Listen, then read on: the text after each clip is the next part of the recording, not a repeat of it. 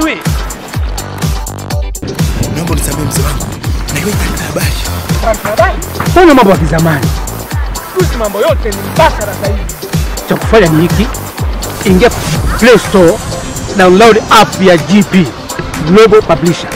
Huko utapata magazeti, habari, Global TV, michezo, bila kusahau hadithi tamu za Eric Shifo. Na ndio maana nasema hivi, ukiwa na hiyo app ya GP Global Publisher, unakuwa na kila kitu mkononi mwako. Kwa hiyo sasa mzee, naam, hata isimu yako inaweza kufanya yote. Ndio, ina kila kitu. Wewe leta tuone. Kuna baadhi ya maswali ambayo kuna nafasi ambayo imetoa kama mkuu wa mkoa kuwasikiliza ninyi kama wasanii, lakini kuna vitu ambavyo ameviclash pale. Unazungumzaje pia? Alivyoviclash it means ameviona kwamba havina tija. Yaani alitegemea kuona watu tutakuwa tuna maswali conscious au maelekezo conscious kwake, lakini ameona kwamba hakukuwa na kile kipya, vichache tu ambavyo vilikuwa vizuri. Kwa hiyo hii inatupa akili kwamba tunatakiwa kubuni vitu vya kuweza kukutana na mtu mkubwa kama hivi kwenye jambo letu la msingi. Maana angeweza tu kutuma viongozi wengine kama alivyosema mwanzo, kuna watu wa taaluma wa utamaduni, tukakaa nao tukazungumza, afu angepewa tu mrejesho. Lakini akaona kwa nini nisiende nikaongea na watu wangu, kwa sababu ndio wenye niko nao kwenye mji wangu. Ndio maana tuko hapa. Kwa hiyo na mimi ningepata nafasi ya kuongea. Ndio maana alisema, nashangaa sijamsikia Shishi hajaongea kuhusu chakula na migahawa. Nilikuwa na mambo conscious ya kuongea, ndani ndio ningekuwa mtu wa kwanza ambaye nimeongea kitu kikubwa sana kuhusiana na ujasiriamali. Yes. Mfano ni jambo gani ambalo, lakini bado kaniambia niende ofisini, anahitaji kunisaidia kuhusu kazi zangu za ujasiriamali na kuhusiana na mgahawa wangu, jinsi gani unaweza kukua na kusambaza vitu vyangu. Kulikuwa na wasanii wengi ambao wako hapo, ambao wana kazi zao wanafanya, lakini akamtaja Shishi.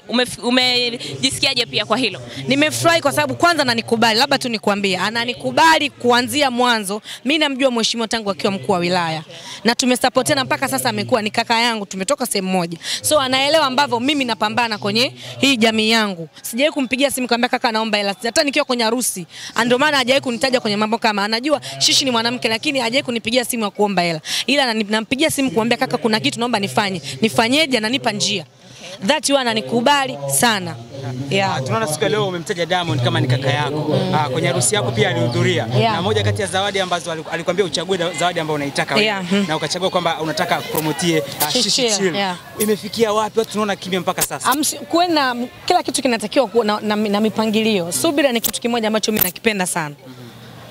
Diamond kama Diamond alivyoahidi ahadi yake bado hivyo, labda afe anapokuambia.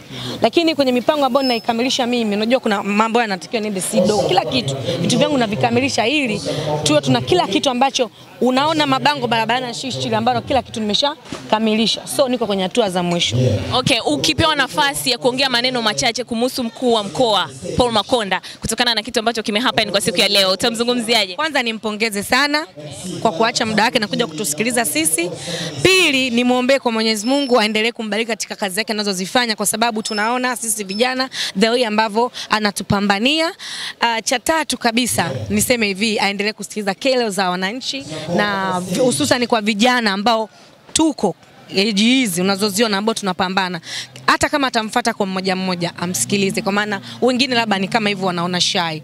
Ila mimi nikiwa na jambo langu, waga naona tu gari liko mlangoni kwake. Leo Makonda amewaita, lakini nyinyi wasanii mmejipanga kukutana ninyi kama wasanii tofauti na kukusanywa na kiongozi. Waga kuna swala moja liliongea mama pale, wasanii hatuna umoja. Hiyo ni kweli. Okay. Tuna tabia ya umimi. Lakini mimi sijawahi kuwa umimi. Sasa na hao wenye tabia ya umimi ndio hawana lolote, alichosema kwamba ndio wataendelea kubaki kama walivyo, na mwisho wa siku utakuja kulaumu serikali. Hakuna serikali inakuletea nyumbani kwako umekaa. You support to live, utafute mwenyewe hela yako. Usije wakati ni sasa utumie. Umefikia miaka 40 45 ndio unakumbuka shuka kumekucha. Wallahi atakuja unaniomba msaada sikusaidii. Kwa sababu wakati una jina ulishindwa kulitumia jina lako. Wananiona mimi kama mpumbavu tu, lakini mimi nichizi maarifa. Kipindi hiki hakina show. Mimi naingiza kwenye chakula na sijawahi kupiga simu kama mtu na shida na hela. No. I'm driving my car and I have my house. Maisha yangu yanaendelea. So niko vizuri. Waache kubagua kazi, wafanye kazi, watakuja kuu. Asante kwa time yako. Asalamu.